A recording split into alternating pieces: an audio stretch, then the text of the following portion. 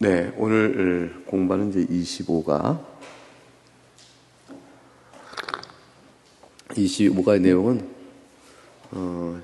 실제로 짧게 이야기하면 한 5분 정도에 바로 맞출 수 있는 내용이에요. 전체 요약은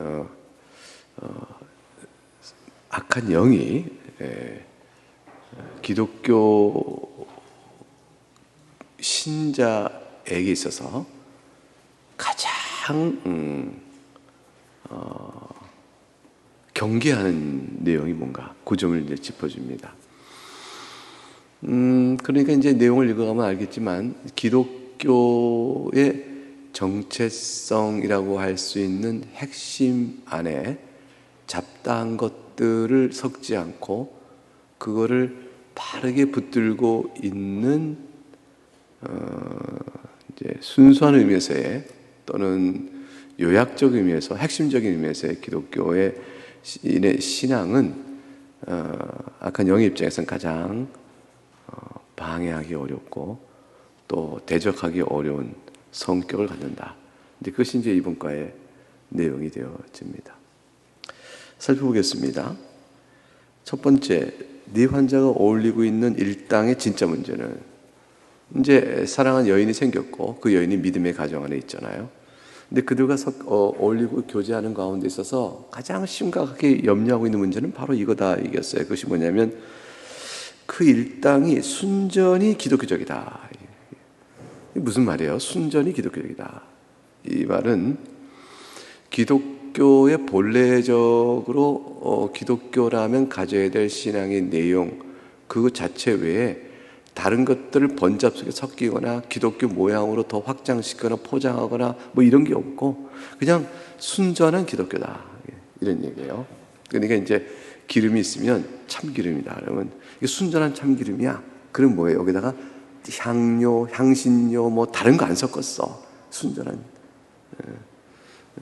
참기름이야. 이런 거 같죠.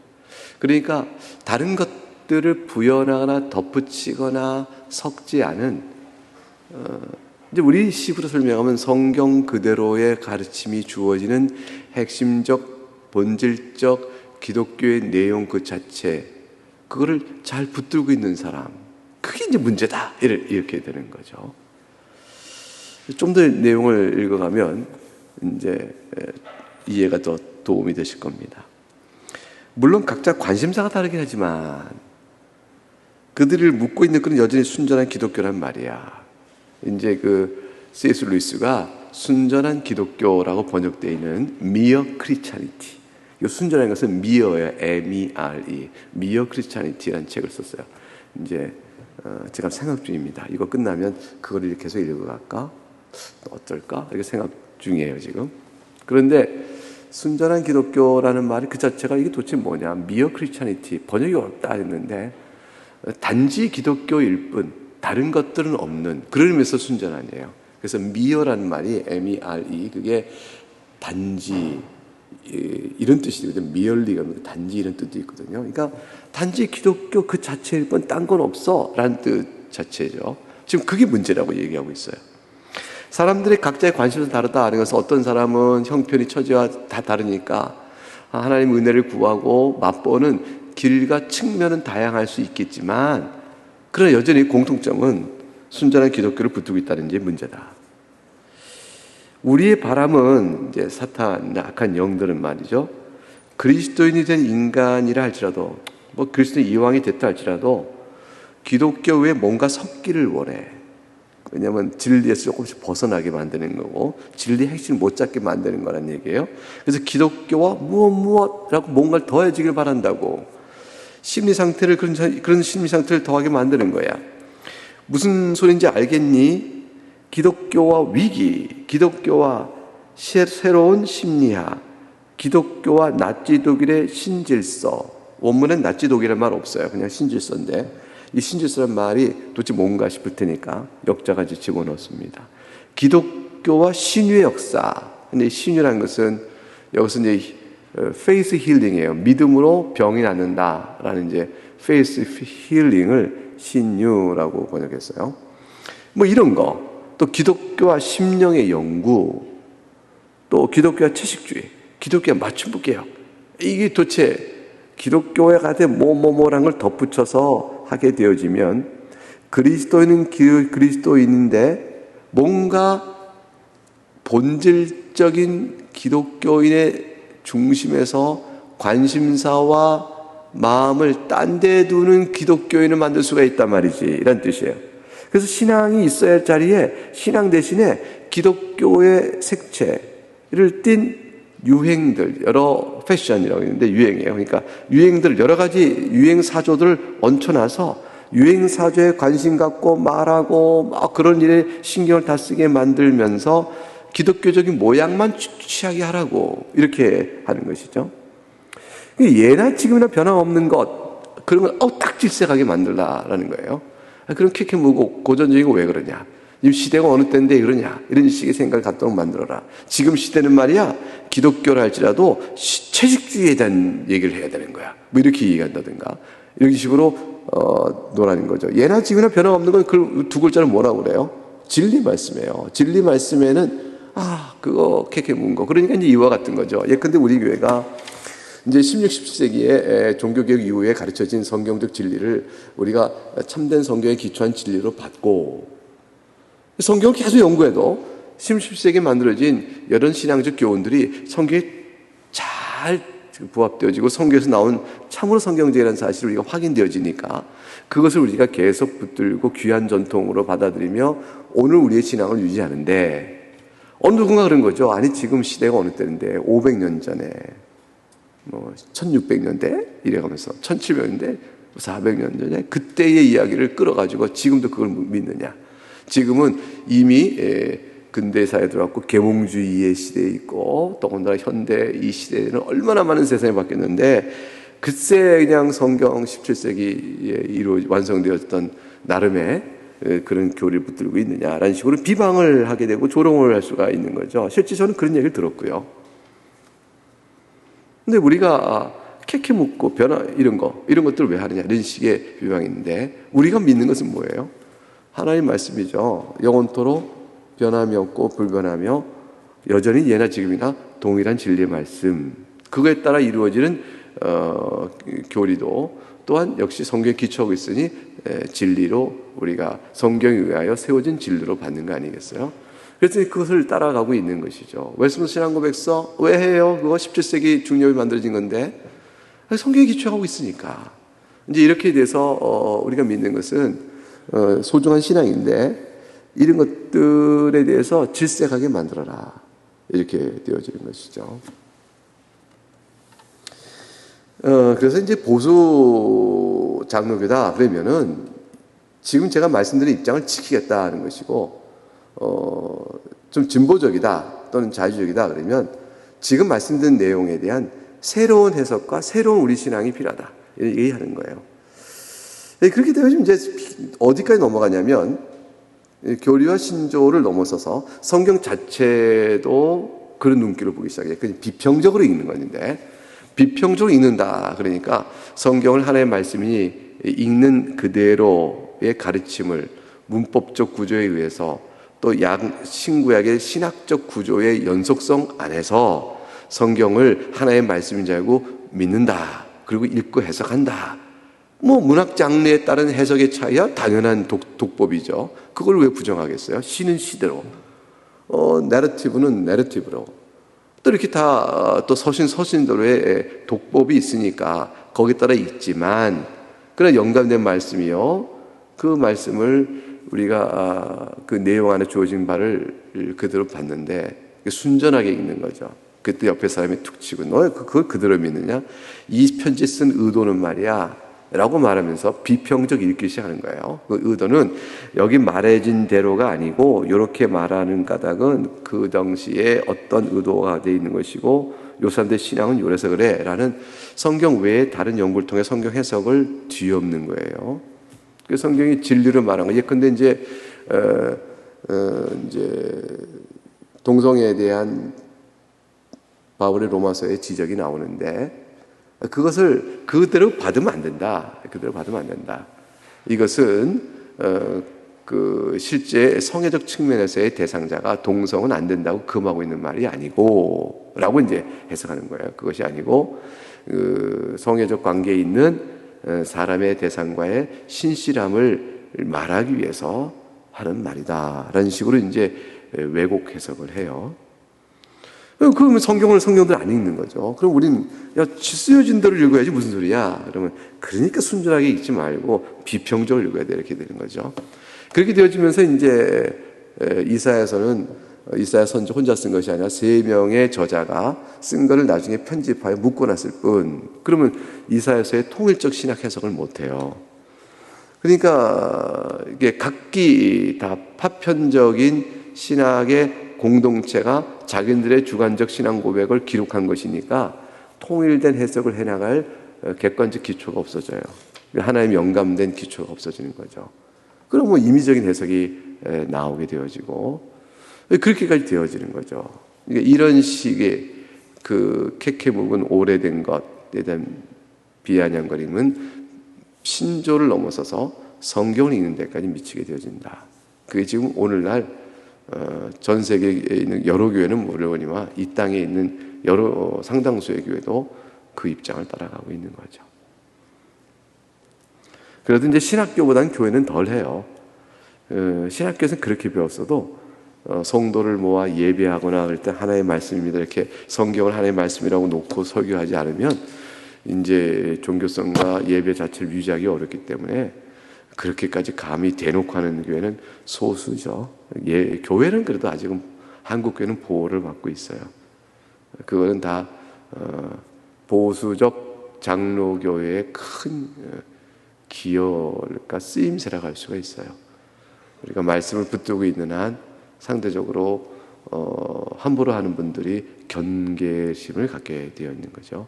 한국의 천주교회는요, 개신교의 성경에 대한 강한 신앙 고백 때문에 한국 천주교조차도 성경에 있는 중시적 태도가 있어요. 다른 나라의 천주교도 훨씬 더 성경 공부를 성당 내에서 자기들이 한다 이렇게 볼 수도 있어요. 그러니까 그것도 천주교의 부정적 영향이 억제되고 있는 부분이 많다. 그 개신교 영향 때문에 그런 거죠. 자, 그러니까 아무튼 악한 영은 그 부분을 우리에게 침투하고자 합니다. 그래서 145쪽 셋째 줄 보면 이 감정은 우리가 인간의 마음에 만들어낸 가장 값진 열정이다. 이제 왜 가장 값질까요? 악한 영이 입증 올 땐 가장 소중한 거예요. 그러니까 그 열정이다. 그 감정은 뭐예요? 옛것을 질색하는 그 마음. 이런 감정이야말로 종교에 있어서는 이단을 만들어내고 조언을 들을 때는 어리석은 판단을 만들어내고 에이 그따위 조언이 그 조언이야? 이런 식의 태도를 갖게 되는 거죠. 왜냐하면 얘랑 지금 똑같은 소리 하네? 이렇게 될 테니까. 결혼 생활도 성경적 교훈에 따라서 얘나 저나 똑같은 소리 하고 부정을, 우정에서도 신실함에 따라서 변덕을. 그래서 인간은 시간 속에서 계속 연속적인 형태로 경험하고 있는 그런 내용인데 더 많은 경험, 변화를 계속 경험해야 돼. 그거야말로 발전이야 라는 식의 생각을 갖고 만들어내라는 거죠. 그 열정을 갖게 만드는 거예요.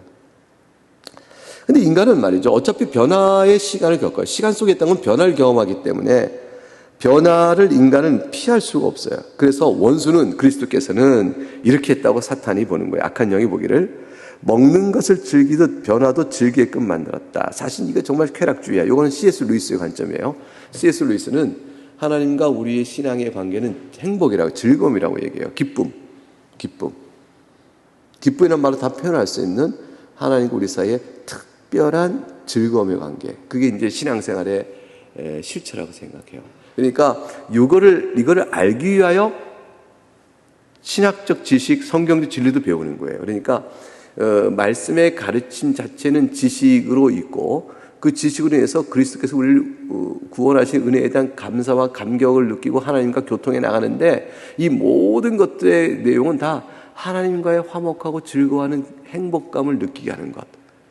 그것이 이제 신앙의 실질 내용이에요. 그래서 C.S. 루이스는 이제 그런 얘기 하죠. 만약 교회가 하나의 예전에 고착화되어져서 이렇게 우리가 예배해야 됩니다 라고 룰을 정하고 신앙인들은 이렇게 살아야 합니다 하고 규칙을 정해서 그 규칙대로 살아가는 일에 좋은 신앙인을 판단하는 기준이 되어버리게 되면 그 신자가 그 규칙에 매여 사는 일에 대한 수고로움 때문에 사실은 그 모든 규칙 자체가 하나님을 사랑하고 즐거워하는 대로 나가는데 방해가 되는 형태가 될 수 있다. 그러면 이제 회색빛적인 교회가 되고요.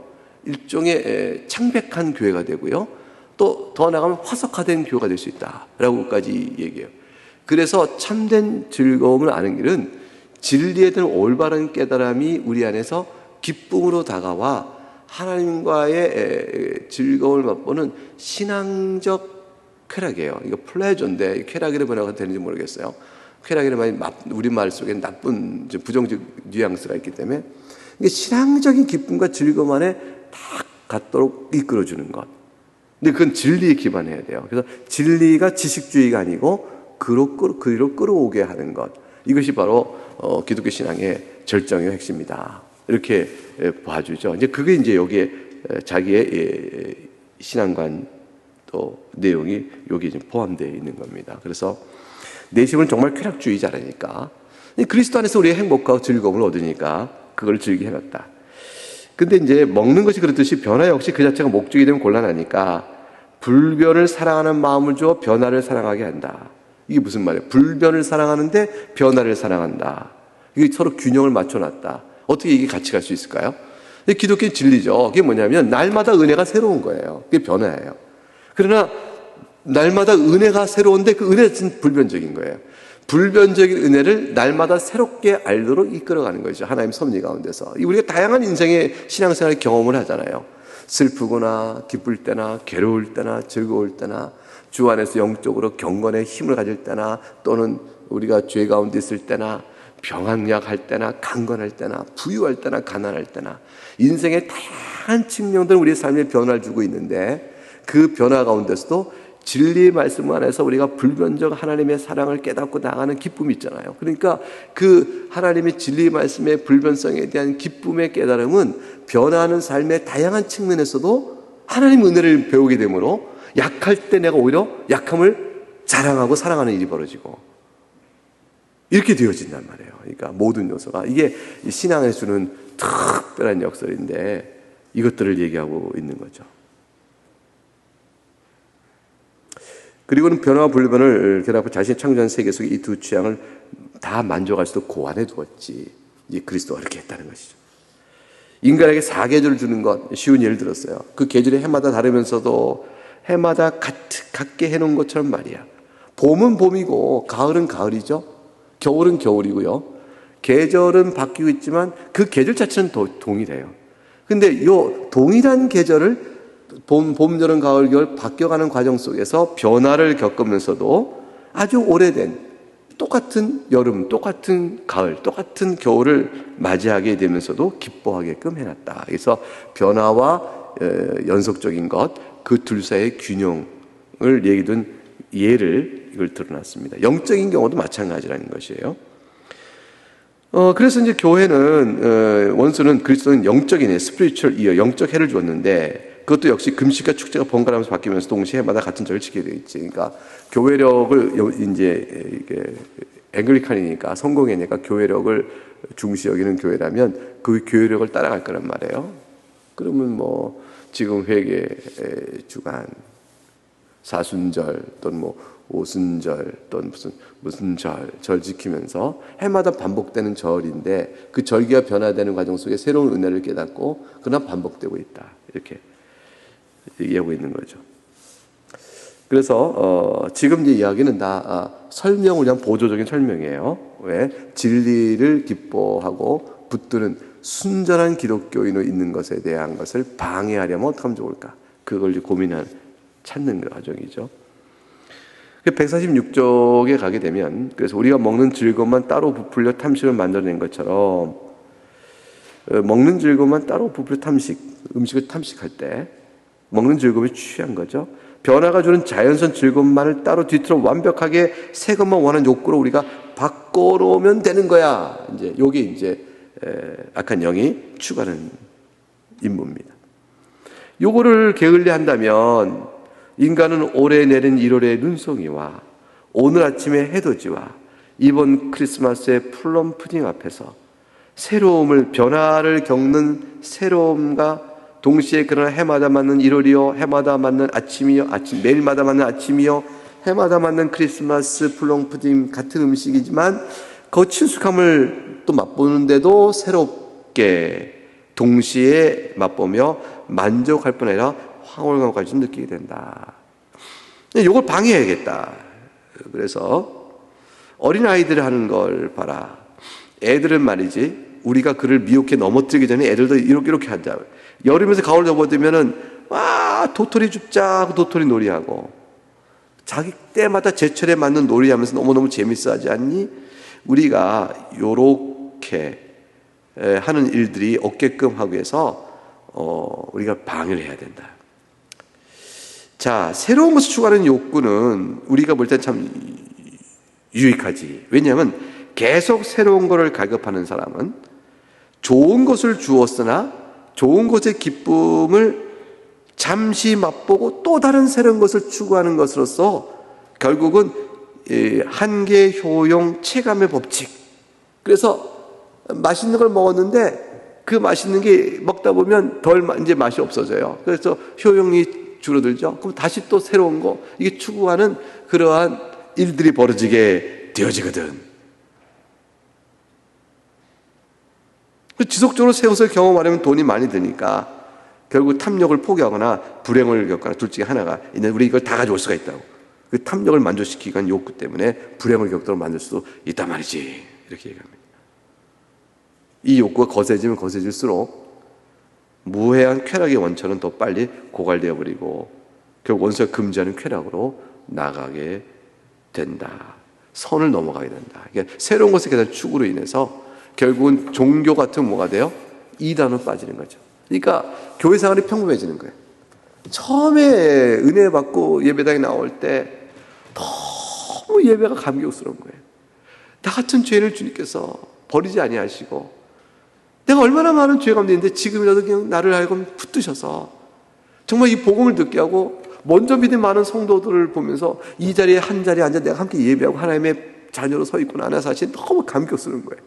그래서 이제 울며 감사하고 기도하다가 한 달, 6개월, 1년 지나니까 사람들도 그냥 교인들도 특별해 보이지 않고 뭐 부족하고 연약한 점 허다하니까 그 보이고, 교회도 가만히 보니까 거룩하고 자랑할 만하지도 않고 질서가 또 어떨 때는 어그러져 있고 이제 약점과 부족한 점이 보이기 시작하는 거죠. 그리고 함께 들었던 설교 말씀의 은혜도 대면해지고 찬송도 그냥 그렇게 된 것 같고 매너리즘에 슬슬 빠지면서, 그것도 신앙적 권태기인가요? 뭐 그런 것들이 이렇게 쓱 오게 되면서 이제 더 새로운 거 없을까?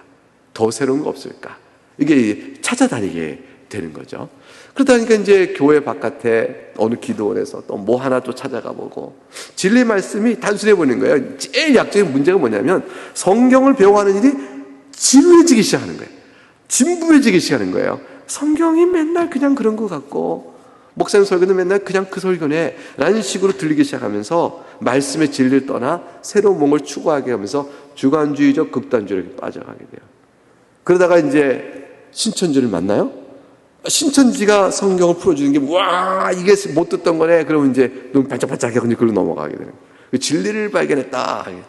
또 은사 체험한다는 것에 가서 뭔가를 그냥, 신비하다. 그래서 결국은 섹트적인, 종파주의적인 그런 단계로 넘어가기가 쉬운 거죠. 좀 악한 영은 그런 걸 노리는 거예요. 이게 평범한 생활의 정상적 질서에 살아가는 생활 속에 주는 하나님께서 그 질서에 주시는 행복과 기쁨들을 자꾸 이탈하게 만드는 거라는 것이죠. 그래서 그런 거예요. 그러니까 마약을 추구하는 것도 그런 거죠. 마약 추구도다. 이제 그런 식으로 그런 거죠. 과도하게 술에 취하는 것도 그런 것이다. 술이 인이 바뀐 것은 술 없는 생활이 밋밋한 거죠. 그렇게 해야 되는 것이고,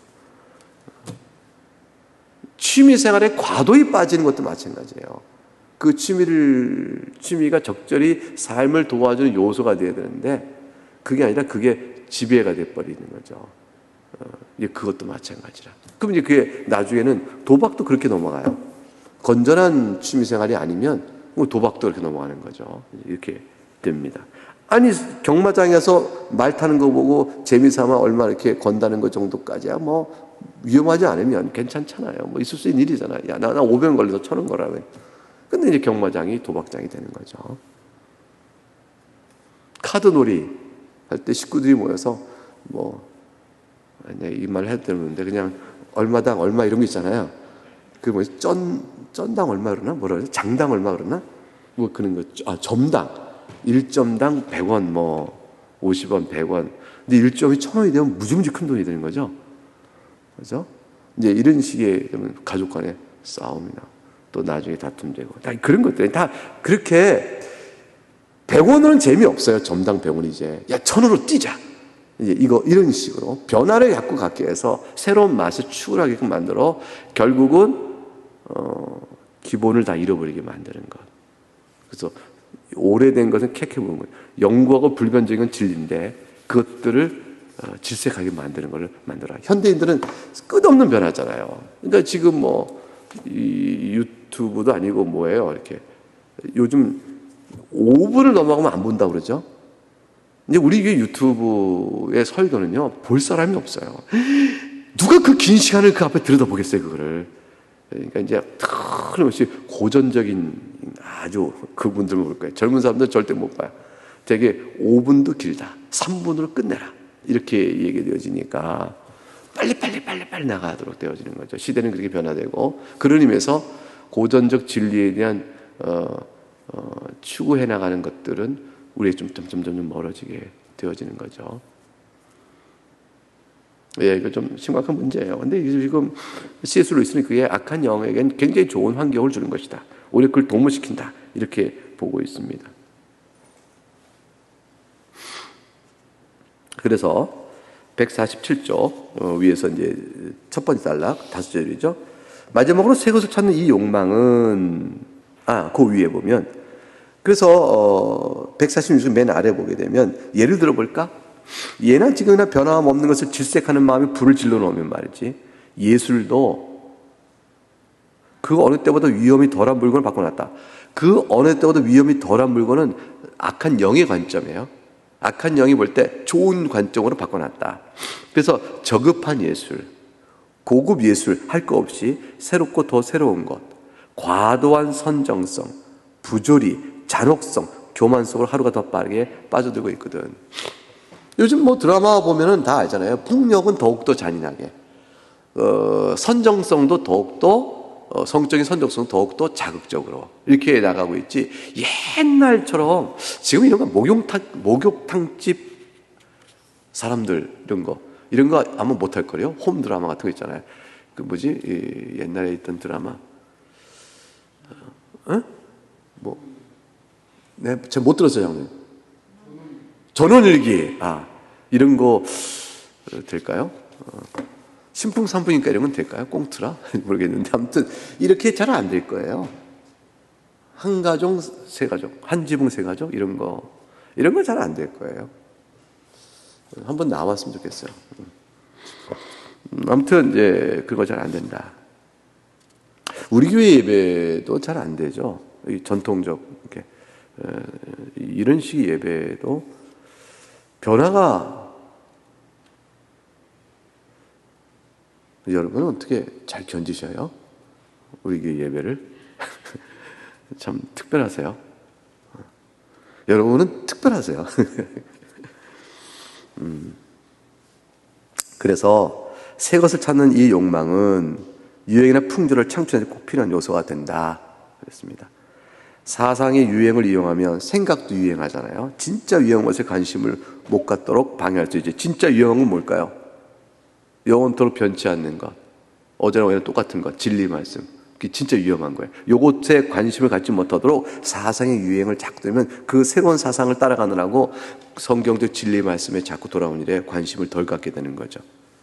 각 세대마다 가장 덜 위험한 악은 반대하면서 우리가 그때그때 퍼뜨리고 싶은 악에 가장 가까운 미덕은 찬성하도 유행의 구호를 몰고 가면 된다고. 이거 좀 반대로 해석해야 돼요. 우리가 볼 때하고 달리 지금 스크루티프 볼 때는 가장 덜 위험한 악은 반대하면서 우리가 보통 가장 가까운 미덕은 뭐예요? 그러니까 사탄이 좋아하는 거죠. 마귀, 악한 영이. 그걸 자꾸 몰고 가면 되지. 유행의 구호로 몰고 가자고.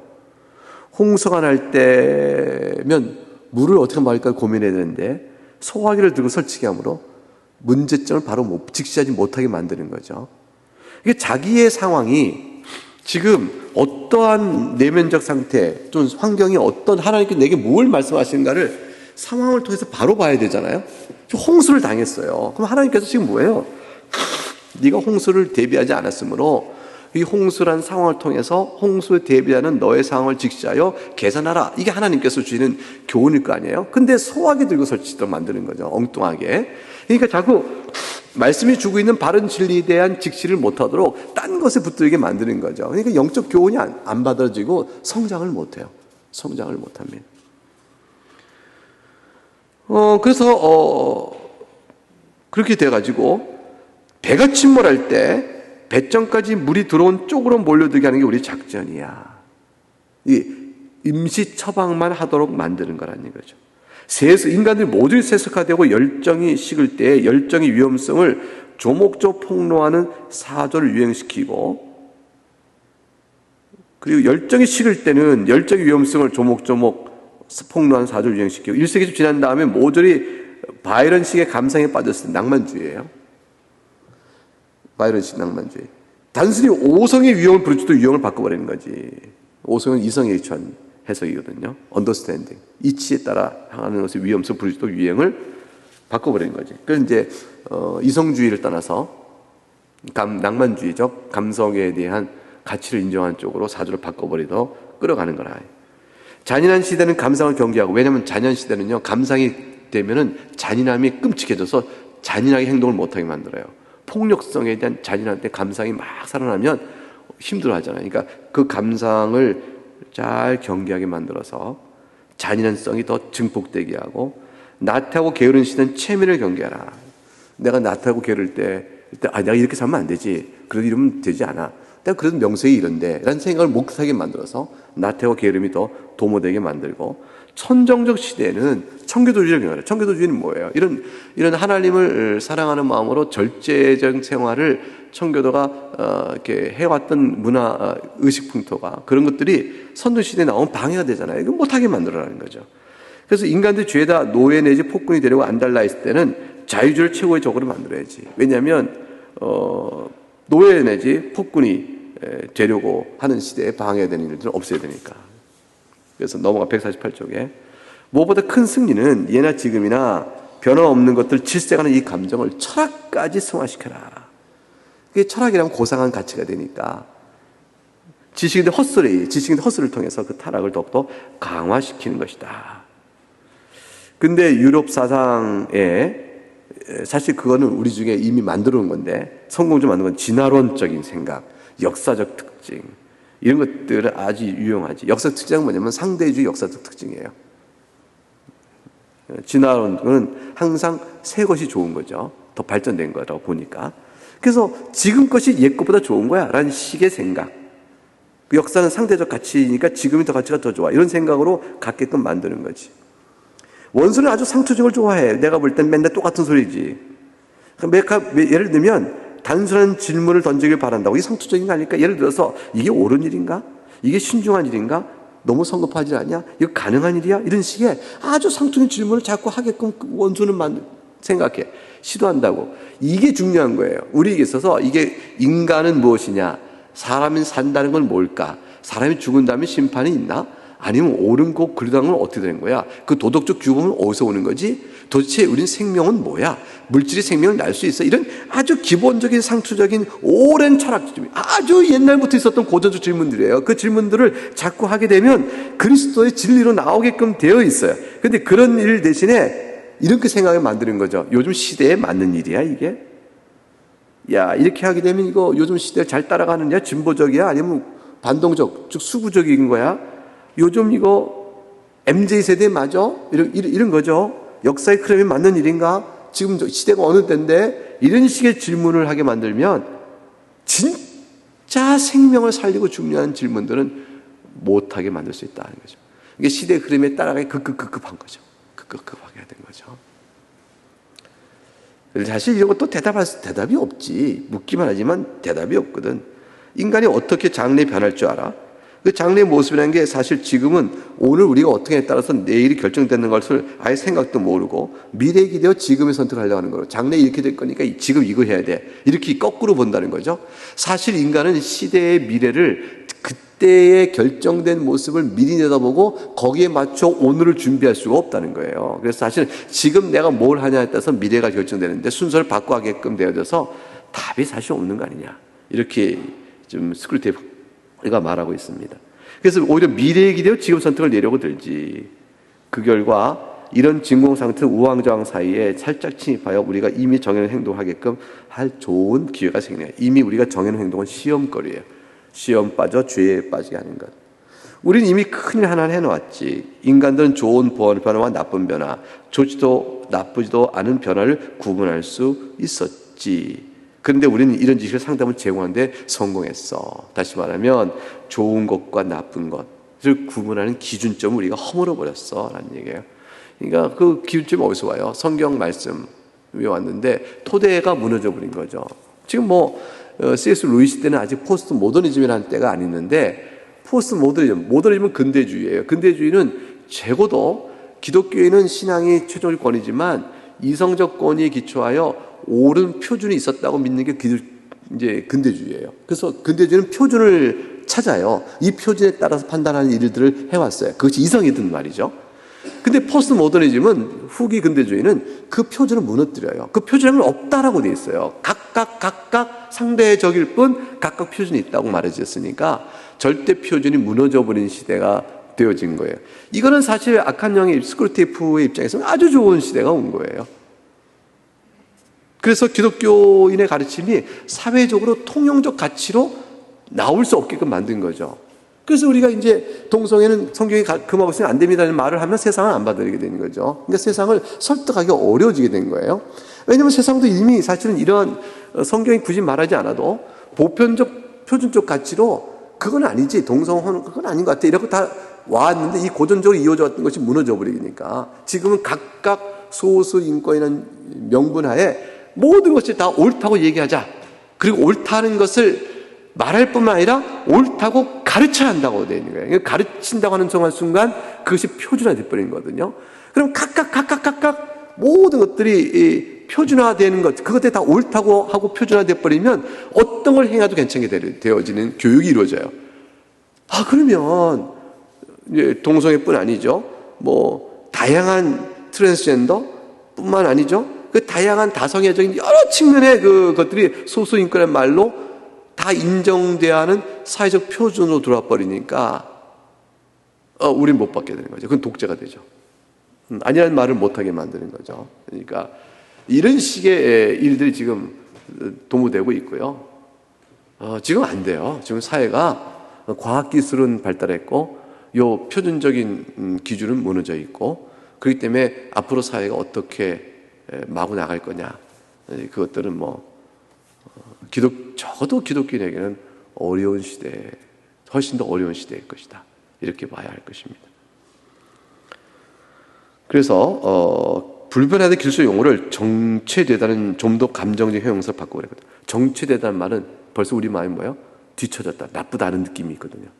근데 불변하다는 말을 정체된 것으로 생각해보면 가치를 싹 바꾸고 감정적 이렇게 무게를 넣어서 거부감이 들게끔 자극시켜놨거든. 미래에는 선택받은 영웅만이 얻을 수 있는 약속의 땅이야.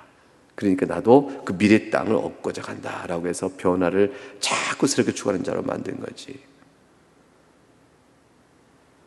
물론 실제로 직업이나 측면에 관계없이 한 시간당 60분의 속도로 찾아오게 되어 있는 거죠. 시간이라는 게 어떻게 돼요? 시간당 60분이지 시간당 30분, 시간당 15분 이렇게 빨리빨리 바뀌는 게 아니잖아요.